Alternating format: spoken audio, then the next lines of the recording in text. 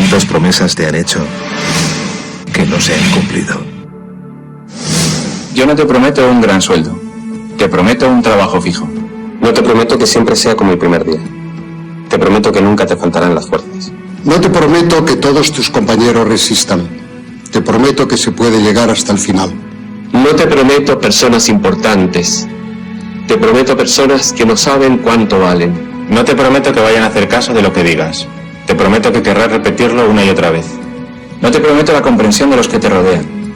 Te prometo que sabrás que has hecho lo correcto. No te prometo que te vayan a pedir ayuda. Te prometo que te necesitarán. No te prometo una decisión fácil. Te prometo que nunca te arrepentirás. No te prometo un trabajo perfecto. Te prometo formar parte de un proyecto inolvidable. No te prometo que siempre vayas a obtener resultados. Te prometo que tu trabajo dará mucho fruto. No te prometo que vayas a tener grandes lujos. Te prometo que tu riqueza será eterna. No te prometo que siempre vayas a poder ser valiente. Te prometo que tu amor será más fuerte que el mío. No te prometo que puedas acabar con el dolor, el sufrimiento y la injusticia. Te prometo que estés donde estés, llevarás esperanza. No te prometo el reconocimiento del mundo. Te prometo una palabra eficaz. No te prometo seguridades humanas. Te prometo la certeza de que has sido elegido. Y te prometo que alimentarás al mundo.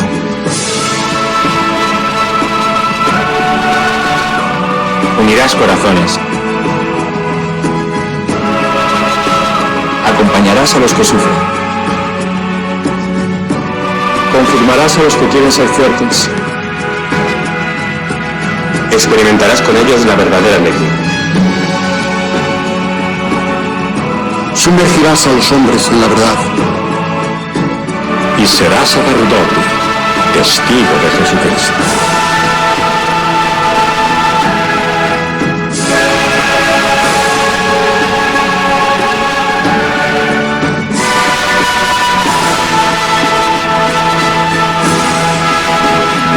No te prometo una vida de aventuras. Te prometo una vida apasionante.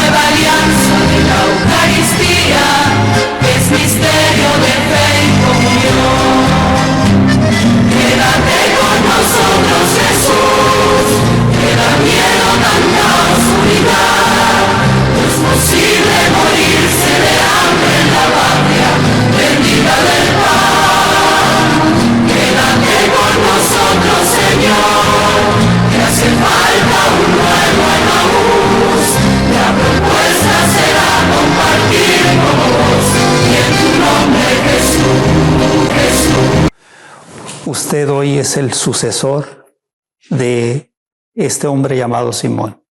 ¿Qué le indica, qué le recuerda esta escritura, su santidad? Tantas cosas, ¿no? Que Jesús llama a Simón en medio del pueblo. No lo separa del pueblo. Estaba lleno de gente. Y Jesús predica y la gente va a escuchar a Jesús porque está sedienta de la palabra de Dios. Y Jesús habla como quien tiene autoridad. Primera cosa, Jesús llama siempre a sus sacerdotes desde el pueblo, en medio del pueblo. Si Pedro se hubiera olvidado de su origen, hubiera traicionado el plan de Jesús, hubiera fundado una élite. No. El pastor tiene que estar con las ovejas, para eso es pastor. Primera cosa.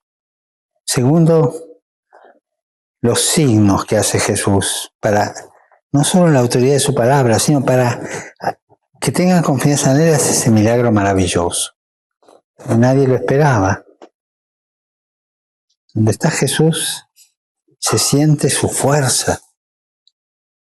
Y Pedro, cuando dude, cuando no tenga fuerza, se recordará de esto, del milagro, que el Señor es capaz de cambiar las cosas.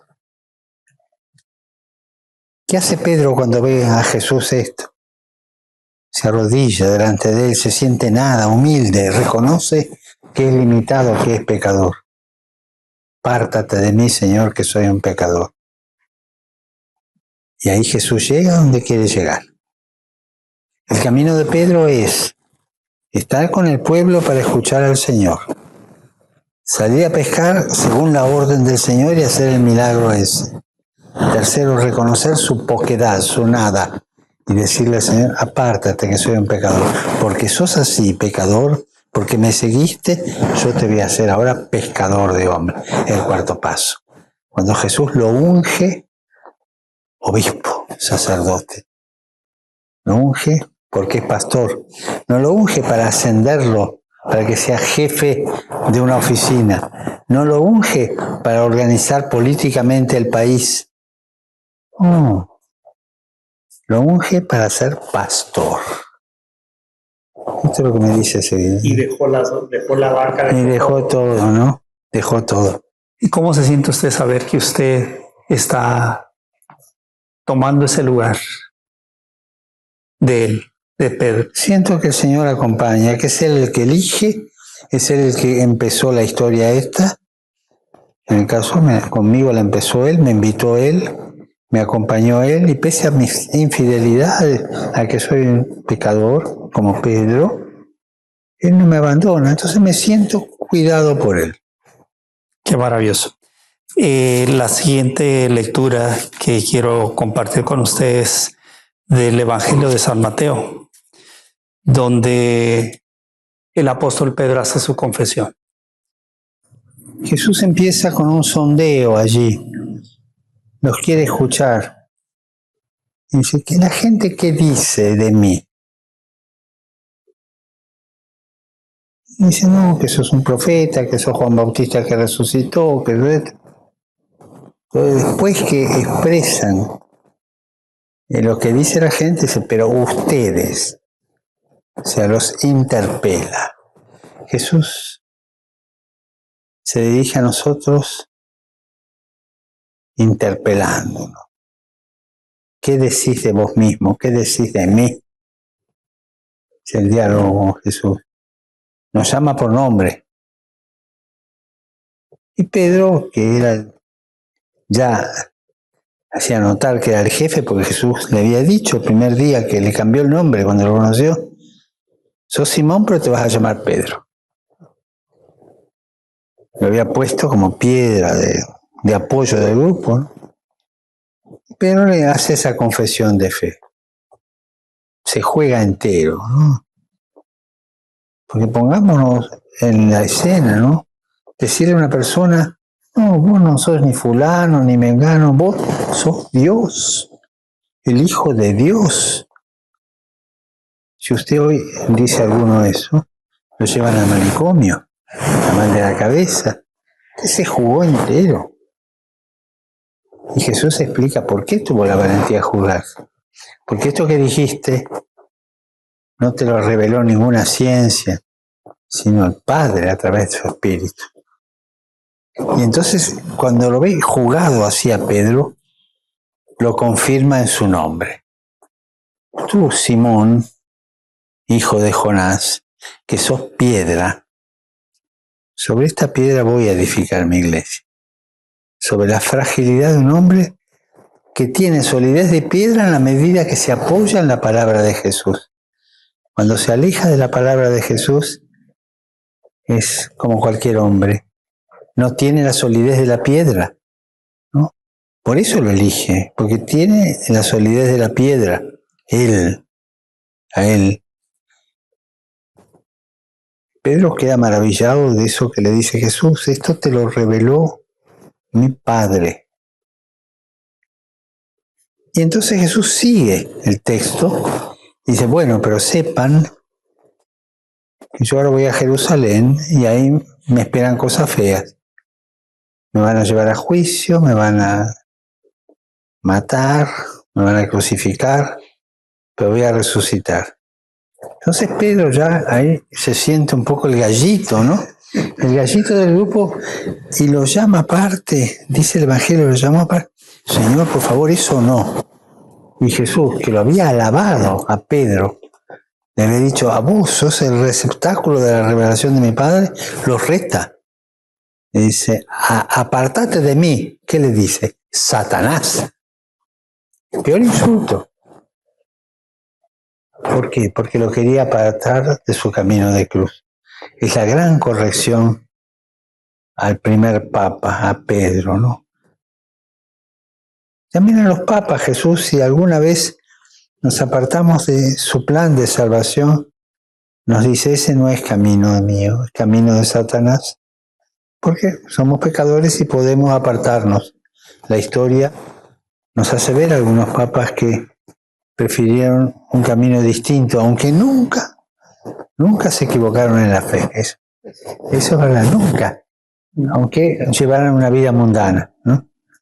Pero cuando se equivocan en la fe, dicen, no, eso es de Satanás. Mi camino es la cruz. O sea, mi confianza, que es la pregunta de fondo que me hace, mi confianza está en la palabra de Jesús, que me da firmeza cuando me elige y que me da una bofetada cuando me equivoco.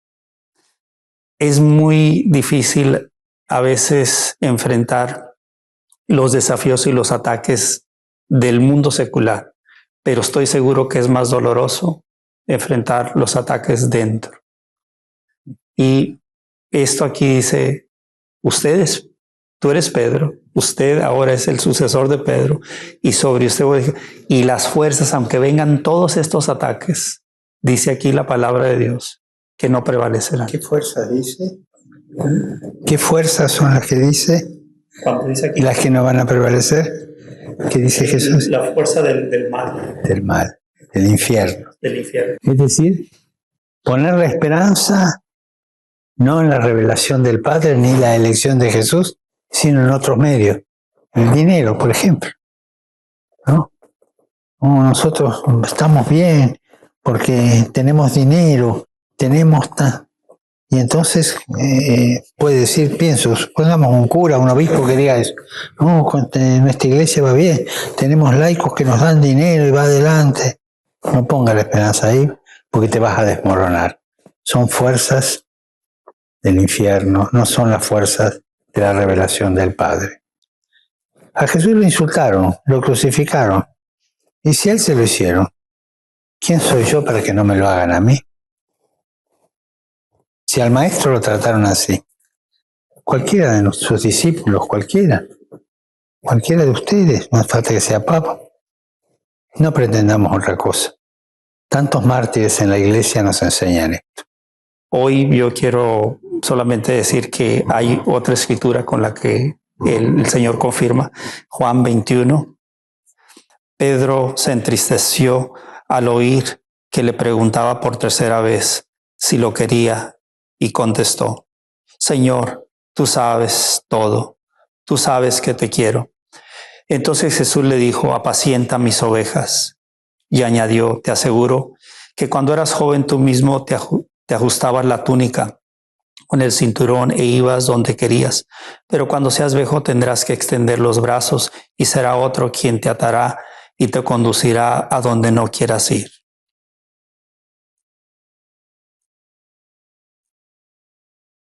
Una confirmación y una promesa. Le había prometido a Pedro cuando lo confesó que las puertas del infierno no iban a prevalecer, que él iba a estar firme mientras estuviera en la piedra. Acá lo confirma 3 veces. Pedro se entristece porque se acuerda las 3 veces que lo negó. Entonces se entristece. Y al final el Señor lo confirma por 3ª vez. Y le dice, bueno, de ahora en más no te va a pasar nada malo. Ahora vas a tener todo el poder. Ahora vas a tener toda la plata. Ahora la gente te va a seguir. ¿Le dice eso? No. Dice, y anda adelante porque cuando seas viejo vas a ir donde no quieras. Te van a llevar donde no quieras. Te van a despojar. Y vas a terminar como yo, crucificado. El Señor promete a Pedro el propio camino, el camino de la cruz, el camino de la entrega total, el camino de poner la confianza solo en Él. Es interesante, así como cuando en el otro texto Pedro confesó que Jesús era el Hijo de Dios, la fuerza del Espíritu Santo que lo hace confesar eso. Y después pierde la orientación y cuando Jesús habla de la cruz trata de convencerlo que no. Pedro, que cae en un pensamiento mundano, acá pasa lo mismo. Dice que Jesús le dice eso, acepta, se da vuelta, sigue el texto y lo ve a Juan. Entonces, Señor, ya que está. ¿Y a este qué le va a pasar? El Pedro chismoso, el Pedro que se olvida en ese momento de lo que el Señor le había hablado para tener un chisme sobre otro. ¿No?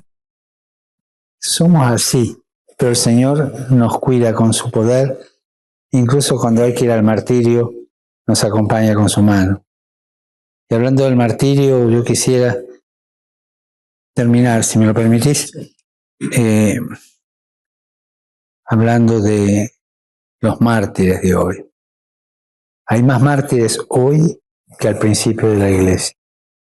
Mártires cristianos, mártires que por el solo hecho de ser cristianos le cortan la cabeza y que confiesan a Jesús. Mártires que están en la cárcel por confesar a Jesús. Son hermanos nuestros. Es la iglesia de los mártires. Esta es la que triunfa. No la iglesia con plata en los bancos. Esta es la que triunfa. La de los mártires. La del testimonio.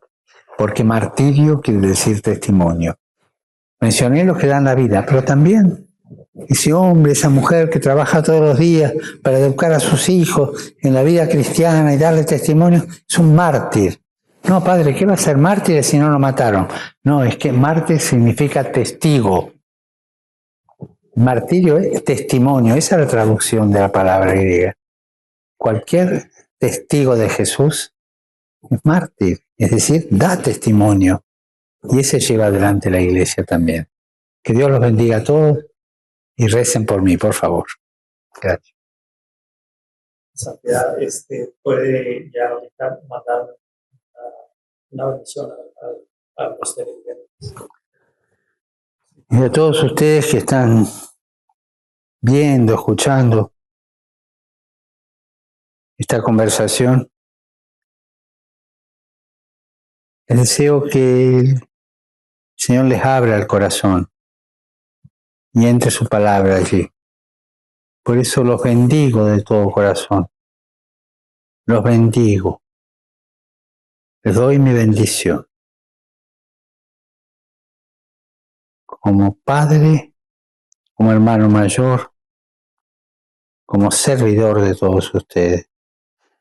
Que los bendiga Dios Todopoderoso, el Padre y el Hijo y el Espíritu Santo. Y por favor, recen por mí. Gracias. Ahí donde está una bendición. Esto representa a los migrantes, que les dije yo que le iba a pedir su bendición para que ellos lo tomen. Si quieren decir una palabra por los migrantes. Y pensando en los migrantes, los que han tenido que dejar su patria, que son acogidos por tanta gente buena o también por gente indiferente, que están en el camino del exilio, lejos de su patria, con la añoranza quizás de amigos, familia, belleza de su patria. A todos los migrantes les doy la bendición, en el nombre del Padre, y del Hijo, y del Espíritu Santo.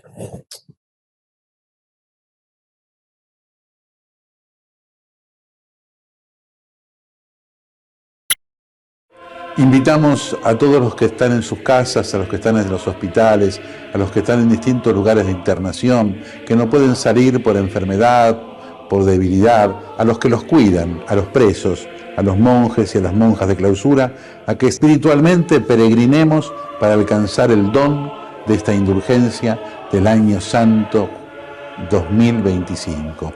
En el nombre del Padre, y del Hijo, y del Espíritu Santo. Amén.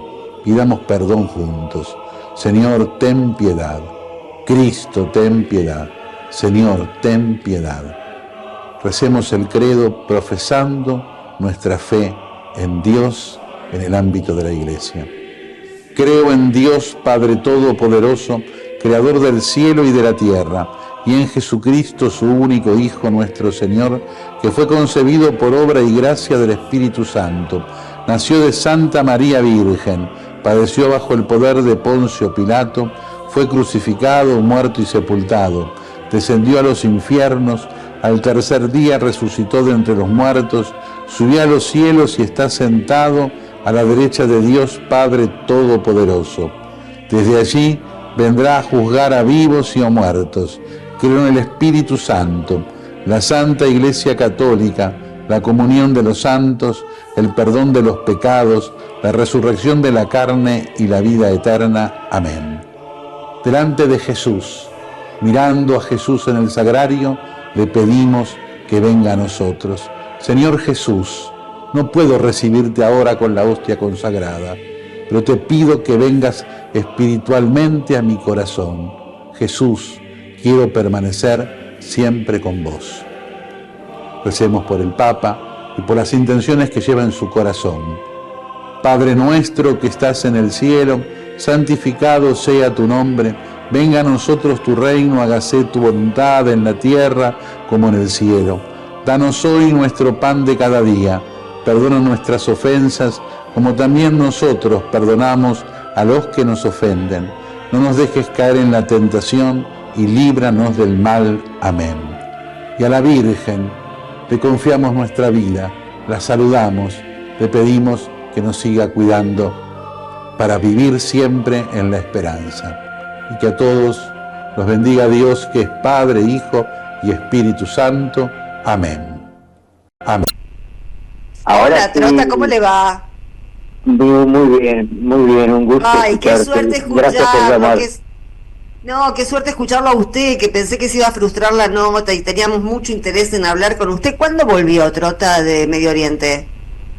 Lamentablemente te escucho muy alejado, pero imagino a verle si le pueden subir el retorno.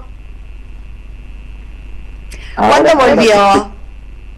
¿Cuándo volvió a la Argentina? Acabo de llegar a Mar del Plata, que es mi ciudad, hace unas pocas horas después de un viaje que ustedes pueden imaginar eterno, parecía, porque fue desde la isla de Malta hasta Roma, Buenos Aires, y de Buenos Aires finalmente a Mar del Plata. Pero bien, estoy muy bien y con ganas de contar lo que ha vivido, porque me parece que es por demás importante.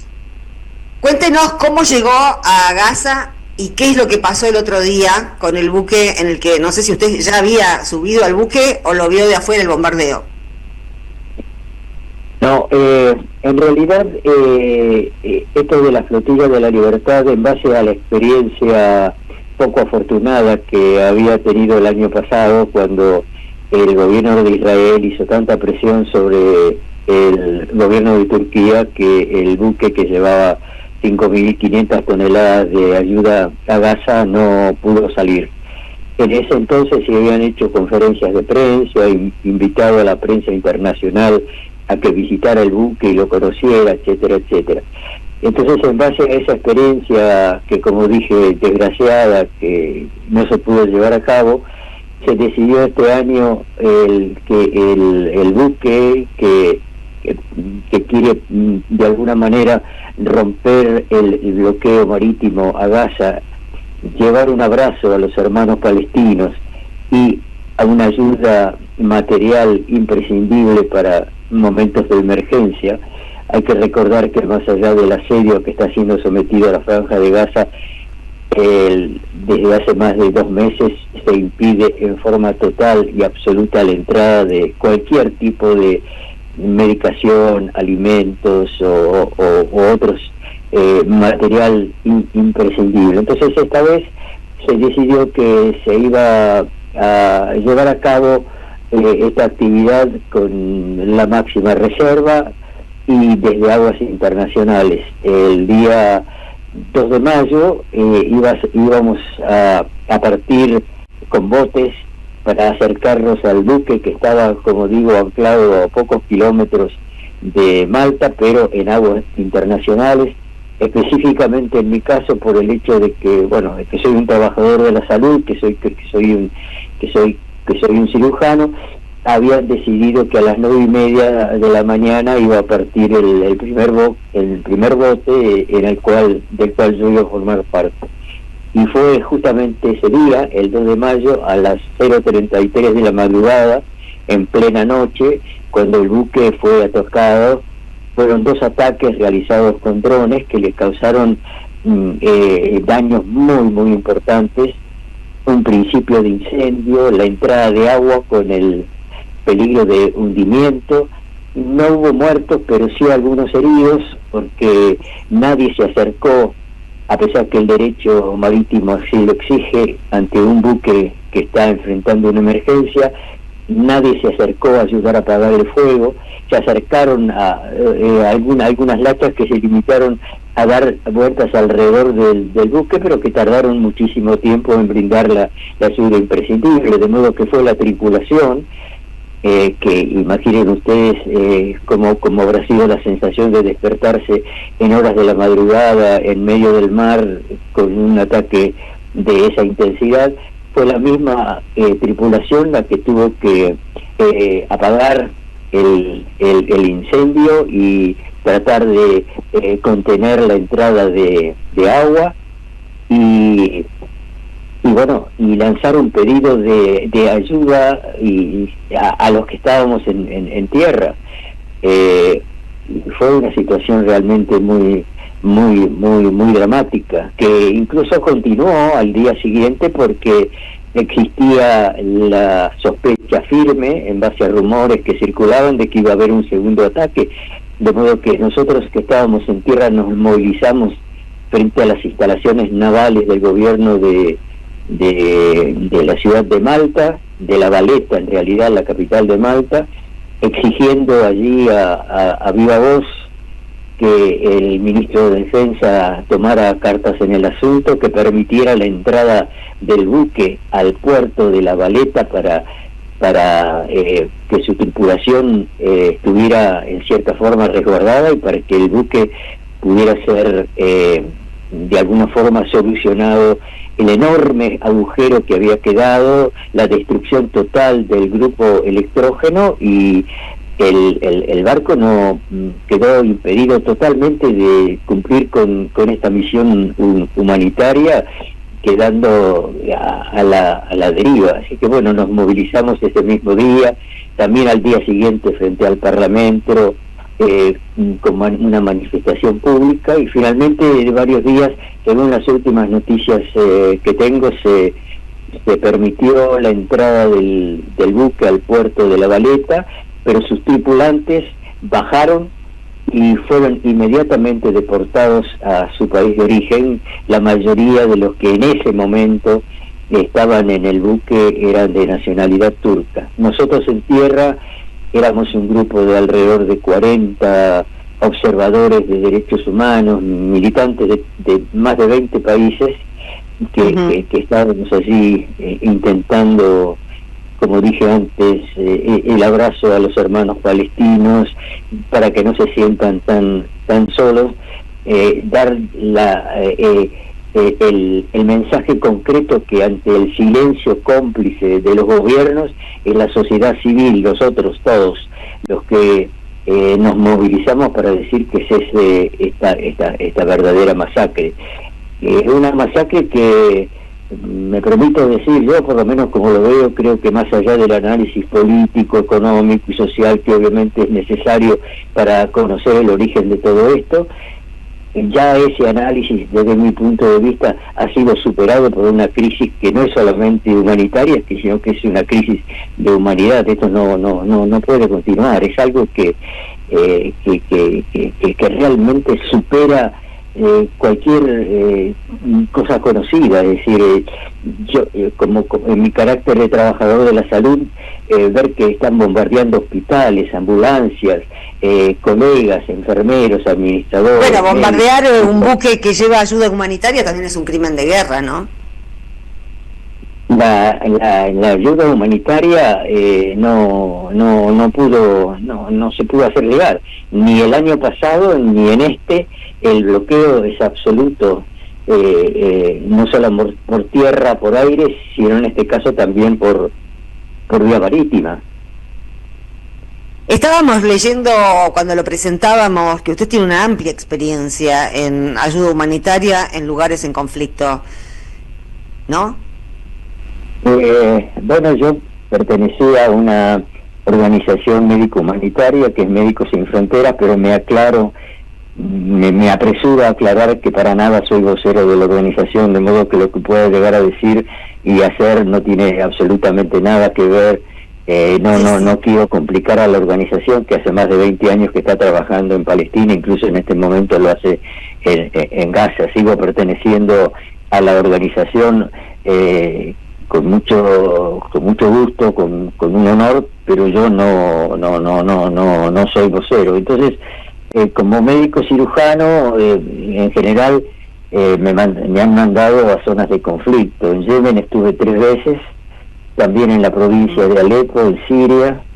Obviamente estuve en Gaza en el año 2009, cuando Israel estaba llevando a cabo uno de sus repetidos y estudiados ataques que se llamó en ese momento Operación Plomo Fundido. Y después me ha tocado también estar, pero menos, en zonas de así llamados desastres naturales, ¿no? Pobre naturaleza, le echamos la culpa. En Haití, en Filipinas, por ejemplo.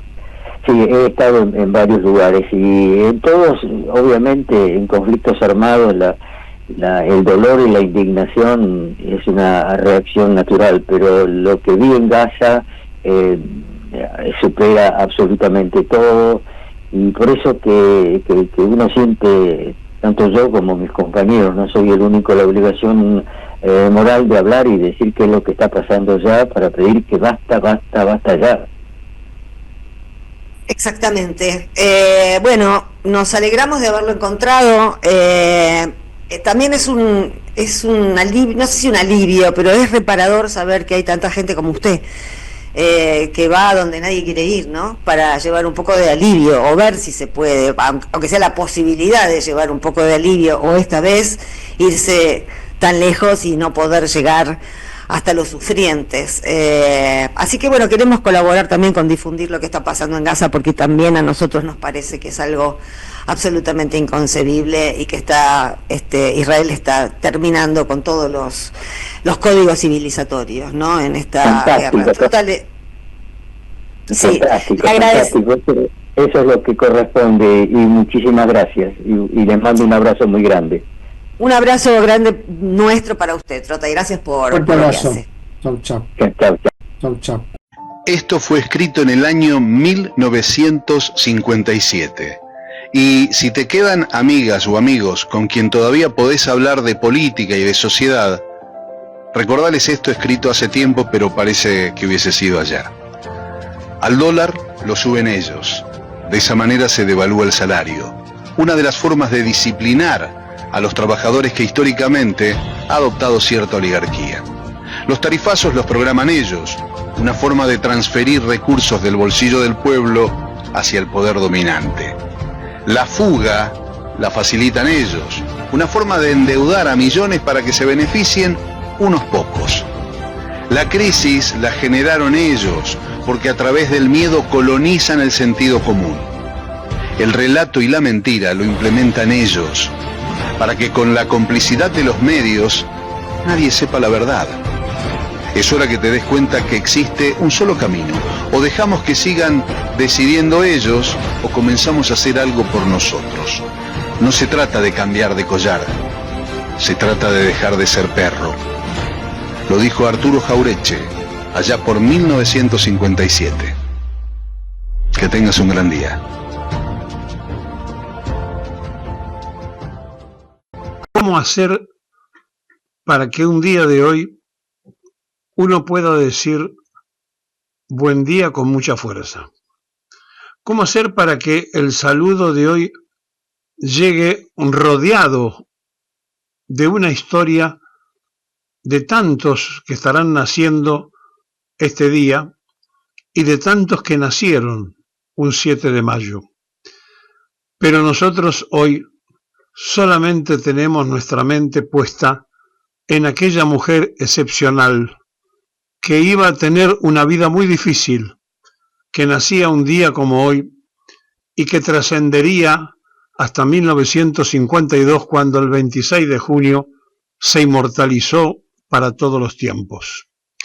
María Eva Duarte, después esposa de Perón, para todos nosotros Evita. Estamos hablando de una mujer que conmueve, que impacta, que afloja tensiones y que a su vez pone a todos en tensión, porque ella era dinámica, era la vida misma, era una fuerza eléctrica que movilizaba las masas, era la multitud en una sola persona, era la movilizadora indiscutible de un hombre que estaba en su apogeo, pero que ella ayudó a que lo liberaran cuando lo pusieron preso, cuando hubo que ir a buscar al pueblo, recorrió los talleres ferroviarios. Sí, estamos hablando de María Eva Duarte, solamente recordada como ella quería, Evita. Apenas 33 años, nacía un día como hoy y duró hasta 1952, hasta aquel 26 de julio. Eva Perón se transformó en una bandera absoluta, total, vencedora de todas las injusticias. Una mujer que construyó con su pasaje terrenal una de las más grandes epopeyas de justicia social. Evita fue una enviada, fue la compañera de un militar que no imaginaba ni pensaba que en su segundo matrimonio iba a tener una luz tan fuerte que lo iba a obligar a él mismo a cobrar un protagonismo en la historia. Evita fue todo, fue la movilización, fue el reclamo, fue el agradecimiento, fue la justicia, fue la bandera de los que sufrían, fue la bandera de los que trabajando sabían que ella velaba por sus intereses, fue la abanderada de los humildes. Esta mujer de excepcionales condiciones, nacida con esas condiciones, la de representar al humilde, la de darse cuenta que el sufriente necesitaba justicia, fue la que todo el tiempo le llevaba a Perón las ideas de qué cosas había que resolver. Y entonces los derechos de la ancianidad, de la niñez, pasaban de ella a ser leyes, porque Perón, convencido de lo que le decía Evita, transformaba en sus proyectos que después los parlamentarios hacían leyes nacionales. Eva Perón, Evita Duarte, póngala como usted quiera o simplemente Evita. Lo cierto, lo real, es que esta mujer llegó desde Junín para cambiar la historia argentina. Llegó para trasladar en el corto periodo que pudo estar al lado de su pueblo, a ese pueblo revolucionario permanente. Porque el movimiento peronista nació revolucionario, pero ella le dio la impronta necesaria e imprescindible para que no se pierdan esas banderas revolucionarias. Fue Evita la que en todo momento, con sus discursos, con sus actividades constantes y permanentes, le hacía entender a todos que no era un partido político, que era un movimiento revolucionario el que había nacido aquel 4 de junio de 1943 y consolidado el 17 de octubre del 45. Evita fue durante mucho tiempo la mujer que hizo que Perón pudiera realizar una de las tareas más excepcionales de la historia argentina y de la historia universal: crear un Estado de derechos, de solidaridad, donde desaparecieron los pobres y aparecieron los humildes absolutamente reivindicados con todos sus derechos, que aparecieron las colonias de vacaciones, que podía veranear conociendo el mar el hijo del obrero, que podía terminar siendo profesional el hijo del trabajador. Sí, vinieron a dignificar Evita y Perón a la sociedad argentina, y la universidad pasó a ser gratis, y entonces pudieron estudiar los hijos de los obreros, y entonces ella sabía que estaba cumpliéndose la última etapa: educar a esos descendientes de aquellos que habían salido en overol con sus casacas manchadas del trabajo a pedir la libertad de un coronel cuando ella era activista para que lo liberaran. María Eva Duarte, Evita, transferida al mundo celestial, al mundo espiritual, ha fallecido el 26 de junio de 1952, y Evita está viva en cada uno de los argentinos que sufren. Evita es una abanderada constante y permanente del sentimiento reivindicatorio. Nacía un día como hoy. Un 7 de mayo ella aparecía en el mundo, y un 26 de julio se fue su cuerpo, pero su espíritu quedó. Ese espíritu de saber que el que menos tiene está sintiendo su fuerza espiritual constante y permanente. Eva Perón, Evita Duarte, la mujer absolutamente incomparable, la mujer invencible, la mujer que en 33 años, igual que Jesús, la llevaron a la cruz aquellos que la despotricaron, la mancillaron y escondieron hasta su cadáver. Evita llega reivindicada en todos los tiempos y en todo el mundo, pero a nosotros nos importa mucho sentirnos tremendamente feliz que en la provincia de Buenos Aires y en Junín, un día como hoy, una madre paría a Eva Perón en su futuro, simplemente a Evita Duarte, una sufriente integrante de una familia que tuvo carencias, que tuvo necesidades de preguntarle a la madre quién era su padre, y que cuando le decían quién era su padre y ella esperaba una caricia, una sonrisa, un beso de su padre, se lo negaban, porque tenía otra familia, porque no podía reconocer a esta hija. Eva Perón, sí, cuando se transformó en la esposa de Juan Domingo Perón, se conformó una de las alianzas más fenomenales de todos los tiempos en la historia universal, no solo argentina, sino del mundo entero, donde un presidente hacía y tomaba decisiones profundas porque al lado de él tenía una mujer incomparable. Un día como hoy, por suerte para todos, nacía María Eva Duarte. María Eva Duarte.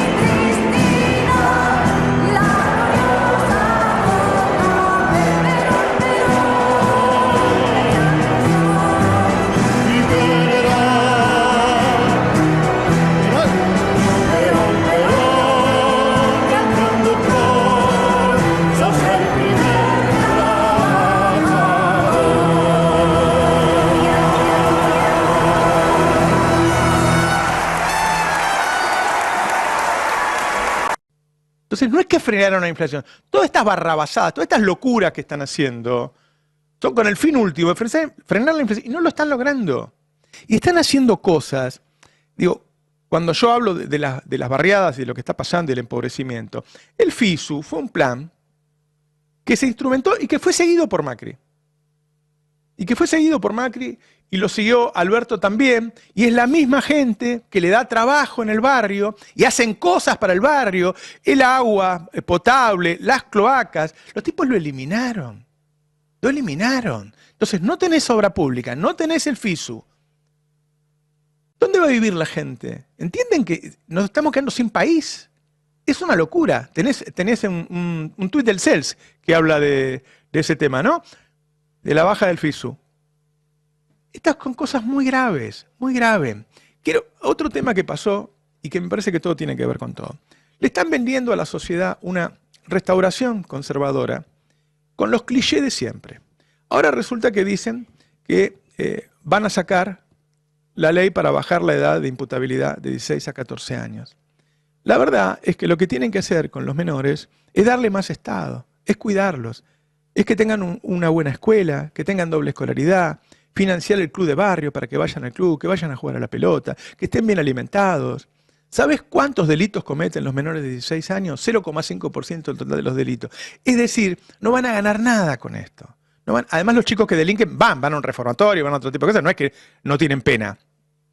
Entonces, le venden a la clase media todos esos clichés, por eso le venden a Patricia Burri, porque hay una clase media que le encanta que Patricia Burri caiga a palo a todo el mundo. Es decir, es todo junto una restauración conservadora que se está cargando el país.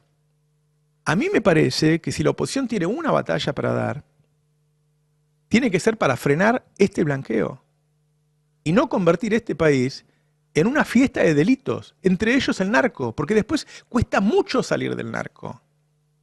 Y la verdad que lo que muestra es el fracaso de la política de Milei. Es el fracaso. Regalaron un montón de dólares el año pasado, entraron al blanqueo, le pidieron plata al FMI y la guita no le alcanza. Y ahí quiero seguir con Alfredo Zayat, que escribió una excelente nota al respecto hoy. Está claro lo que estás mencionando y que tiene diferentes connotaciones. Lo que muestra el plan económico, si querés hasta el plan de gobierno de Milei, que el plan de gobierno está haciendo agua. Está haciendo agua a diferentes frentes, no me voy a meter en aspectos que tienen que ver por ahí con la política, con las vinculaciones sociales. Lo económico financiero está haciendo agua. Uno puede decir, che, pero mirá, todavía el dólar lo mantiene planchado. Y mirá, no hay una disparada de la inflación. La tasa de inflación no es que está descontrolada. Mirá, hay momentos en que la sociedad, por alguna razón que ya a esta altura a mí se me escapa, quieren creer, digamos, o algunos fingen demencia, o no quieren observarlo, o tienen una red de protección tan intensa, más allá de alguna críticas, o yo los llamo los pavos reales que hacen algún tipo de observaciones morales sobre Milei, para no dar cuenta de que es un programa económico que hace agua. Entonces dice, ¿pero por qué hace agua?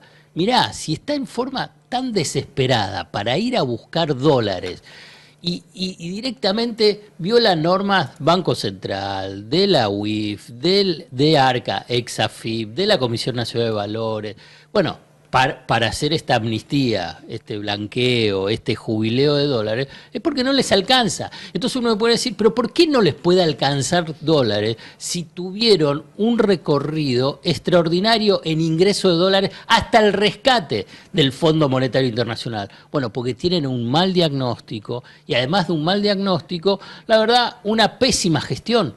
Digamos, lo de Caputo es, la verdad, hemos visto muchos ministros de Economía. Pero cuando fracasan los ministros de Economía, ¿qué es lo que hacen? Lo sacan. Claro.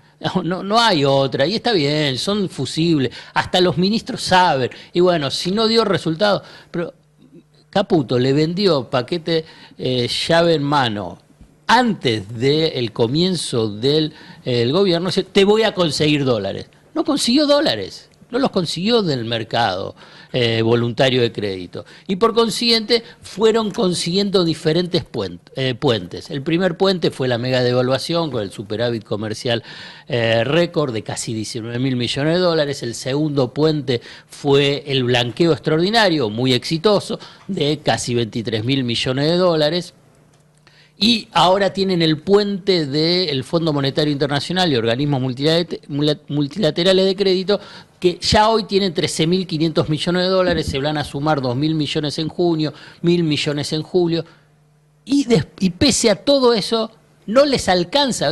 ¿Pero qué es lo que están haciendo con los dólares? Se van por la canaleta de un dólar atrasado, pago de deuda, pago de la cuenta de servicios vinculado con el turismo del exterior y la apertura económica y la importación. Todo eso es un desastre a nivel de decir, bueno, ¿cuál es tu programa económico?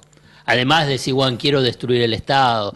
Porque cuando él dice que no subió los impuestos, no sé, los de cuarta categoría... Claro, el impuesto a la ganancia a los trabajadores sí subió. Lo subió. O sea, le subió a los monotributistas también. Eso, o sea, a todos eso. los trabajadores les subió. O sea, ¿Me dan una ruta que no tengo la ruta de los temas? O sea, primera mentira. Después dice que iba a levantar el cepo con... Hizo toda una serie que tiene que haber 3 supuestos de convergencia. Bueno, la verdad no levantó el cepo con esa convergencia. Levantó el cepo porque el Fondo Monetario Internacional le dijo, levanta el cepo parcialmente porque si no, no te doy la plata. O sea que lo hizo porque el fondo le pidió que flexibilice lo mismo que dijo, saca el dólar blend. Él no quería sacar el dólar blend. Bueno, o sea que el Fondo Monetario se lo pidió. O sea, otra mentira. La inflación no colapsó. Otra mentira. Y la cuestión vinculada con el tema de los dólares. Hay una cuestión que es, como dijiste vos, hay diferentes connotaciones, análisis. Tenés aspectos morales, aspectos tributarios, aspectos de equidad, aspectos económicos, aspectos financieros, aspectos cambiarios y aspectos a una cuestión que es básica, que vos estabas mencionando cuando decías desde la recuperación de la democracia nunca hubo este tipo de medidas y que lo que avanza, el contrato social. Claro. Hay un contrato social. Ahí está. Digamos, donde vos decís, bueno, mirá, cada uno tiene un rol. Y después, obviamente que están en tensión, hay una situación compleja, no es fácil el contrato, pero hay un contrato social. Y a partir de ahí se organiza la sociedad. Bueno, él lo que está es rompiéndolo. Y por consiguiente es desorganizando la sociedad. Y cuando se desorganiza la sociedad, y ahí cierro, es lo que vos estás diciendo. ¿Quién es central ahí? Los narcos, los que están con trata de personas, la comercialización ilegal de armas. Te lo estoy poniendo a ese nivel. No es simplemente decir, bueno, el comerciante que no paga impuestos. Es muy grave. Por eso, entonces, él está rompiendo ese contrato social y está lanzando a la Argentina a ese escenario que es inédito, porque la verdad la Argentina, en respecto a Brasil, Colombia, Ecuador, Perú, y la verdad había conseguido ese contrato social, ese acuerdo democrático que con más, con menos, con deterioro, bueno, lo había mantenido. Bueno, él lo quiere romper, saca pecho, dice, vamos a romperlo, pero la sociedad tiene que darse cuenta de lo que viene. Porque lo que viene es, la verdad, una situación dramática en el sentido de lo que es la convivencia. El padre Paco Olveira, que pertenece a la agrupación Curas en Opción por los Pobres, fue herido, tiene un corte en la ceja, está enfrente al Congreso, estamos sobre Irigoyen, lo dejaron, está demorado, ahora lo están curando este grupo de voluntarios que aparece cada miércoles en la marcha de los jubilados. Pero en el estacionamiento de la Policía Federal le están haciendo las primeras curaciones al padre Paco, arrestado, demorado por estas horas por la policía. Es un operativo enorme, Jorge, lo que está sucediendo. Mirá lo que ocurre sobre Irigoyen, casi Avenida Entre Ríos, la prefectura, también la brigada de la Policía Federal.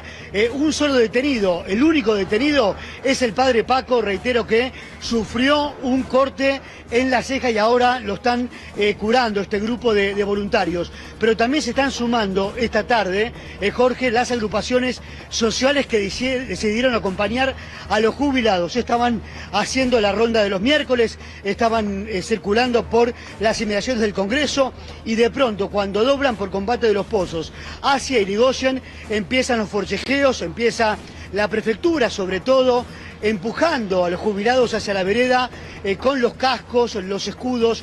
Todavía no hubo gas lacrimógeno, pero probablemente lo haya en los próximos minutos porque la tensión es bastante alta, Jorge, en esta zona del Congreso. Reitero, mucha policía de la prefectura, la policía federal. Señora, ¿qué pasó? Detenido al padre Paco, le pegaron en la cabeza, ahora no nos vamos a mover hasta que no lo suelten al padre Paco. ¿Usted vio el momento ese? Cuéntenos. Estuvimos todos pasando el Congreso. Bueno, en el momento que estaban haciendo la ronda, ¿qué pasó? Sí, y le pegaron al padre Paco, lo llevaron y le pegaron al padre Paco. Los jubilados que no se van a ir. Señora, cuéntenos qué pasó. ¿Te contamos? Primero, yo venía del mano del padre Paco y lo sacaron de mi mano pegándole con los escudos, hasta que le pegaron y le rompieron la cabeza. Ahí lo podés ver. Ahora, ¿a este lugar lo metió la propia policía? Lo trajo la prefectura, yo estaba al lado de él y nos pegaron, mirá la mano si puede filmar. Nos agarraron el padre Paco, un prefecto, un rubio grandote, le pegó una piña en la cara.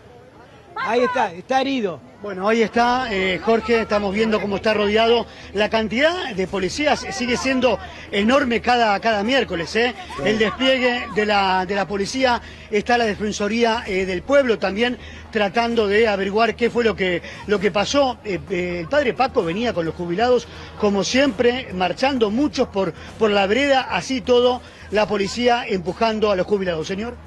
No, que está una abogada que quiere pasar para hablar con el padre Paco y no la dejan pasar. Una abogada de la Defensoría del Pueblo de la ciudad de Buenos Aires, Jorge, que se hace presente cada miércoles, pero mucha tensión nuevamente en el estacionamiento, porque este es el lugar, esto es frente al Congreso. Acá la policía tiene guardadas sus camionetas, los carros de asalto, los patrulleros, y en este momento sigue el padre Paco en ese lugar. No lo trasladaron a ningún lugar, lo están curando porque, reitero, tiene un corte en la ceja. Tranquilo. Pasito, que la ligamos juntos. Nada, la represión como siempre, pero al cura no se lo llevan detenido, pero al otro compañero que no hizo nada sí se lo llevan detenido. Bueno, por lo pronto demorado, así que yo me voy a quedar con él, voy a ir con él, pero claro, yo tengo coronita, el pueblo no. Padre, Paco, no nos vamos, no nos vamos, nos quedamos acá, Paco. Nos quedamos acá. ¿Cómo se siente, Paco? ¿Qué le pasó? Cuéntenos. No, bien. Seguramente me habrán dado con uno de los... palos. Sí, de los escudos, seguramente me habrán dado con un escudo. La verdad que no... O con la mano, bueno, no me di cuenta exactamente. ¿Padre se va a quedar junto a la persona que está detenida? No, me tomaron los datos por si después me quiere llamar el fiscal. Pero es injusto porque yo me opuse a la detención del otro compañero, así que yo sí que me enfrenté a la autoridad. Yo soy el que tengo que estar detenido y no él. ¿Qué pasó con la otra persona? Y bueno, está acá adentro demorado. Por lo pronto demorado. Jorge Rial, a ver. Jorge, te escucha. Padre Jorge Rial lo saluda. ¿Cómo está? Hola, Jorge. Bien, estoy bien. Acá los que están mal son los jubilados. El cura no importa, la verdad. Pero ¿cómo fue, padre? Digo, usted iba con un grupo de jubilados, lo emboscaron, ¿cómo fue? Sí, no, estábamos ahí en la primera fila dando la vuelta al Congreso, como todos los miércoles, y en un momento empezaron a empujarnos fuerte hacia la vereda, tiraron a una de las jubiladas. Este compañero y yo nos acercamos para la jubilada, lo agarraron al compañero, se lo querían llevar. Y nada, yo últimamente estoy haciendo yo me agarro al que se quieren llevar preso y nada, pero después yo siempre salgo en libertad y el otro va preso. ¿Y por qué lo detuvieron? ¿Le dieron una razón? Sí. No, bueno, dicen que tienen filmaciones de que estaba golpeando a la policía. Lo que estaba haciendo era parando los escudos, que fue un escudo el que me rompió la ceja. Bien, ¿qué le dijeron de la herida? ¿Lo tiene que atender en un hospital? ¿Lo van a trasladar? Sí, decían que tenía que venir el SAME, pero están acá los compañeros que siempre están en la organización y con eso más que suficiente. ¿Listo? Se queda un rato más en la marcha, se va, se queda a ver si su compañero es liberado. Yo me voy a ir, me dijeron que yo me puedo ir, pero no me puedo ir si a él se lo llevan demorado, así que me voy a ir con él. Se va a ir con él, se va a quedar ahí. Padre, le mandamos un abrazo, lamentamos Sí. mucho lo que le pasó. Dale. Gracias. No, por favor, que nos lamentamos lo que le pasa a los jubilados. Exactamente, exactamente. Ahí está, el padre Paco, charlando con nosotros. Ahí ven la herida, miren la herida que tiene. Es enorme esa herida, todavía le sigue sangrando. Qué generosidad, te corrigió todas las veces. Lo que importa son los jubilados. Claro, lo que importa son los sí, jubilados. Claro, y él, vieron lo que dijo, ¿no? Yo en estas manifestaciones estoy un poco abrazándome a los que quieren detener. Sí, de paraguas, tratando de evitar, ¿no? Claro, tratando de evitar que se lo lleven preso, que lo lastimen. Repetimos. Es más, si buscamos en el archivo, tranquilo, la imagen del 13 de marzo. ¿13 de marzo fue? 12. Sí, 12 de marzo fue. Pueblo que escucha, únete a la lucha. Pueblo que escucha, únete a la lucha. Pueblo que escucha, únete a la lucha. Pueblo que escucha, únete a la lucha. Pueblo que escucha, únete a la lucha. Pueblo que escucha, únete a la lucha. Pueblo que escucha, únete a la lucha. Pueblo unido, nunca vencido. Pueblo unido, nunca vencido. Y luche, luche, luche, no deje de luchar. Y luche, luche, luche, no deje de luchar. Por un canto de obrero, obrero y popular. Y luche, luche, luche, no deje de luchar. Pobre el pobre que no luche, siempre callado nomás. Le han de robar su guitarra, nunca más ha de cantar. Y luche, luche, luche, no deje de luchar. Y luche, luche, luche, no deje de luchar. Por un canto de obrero, obrero y popular. Y luche, luche, luche, no deje de luchar.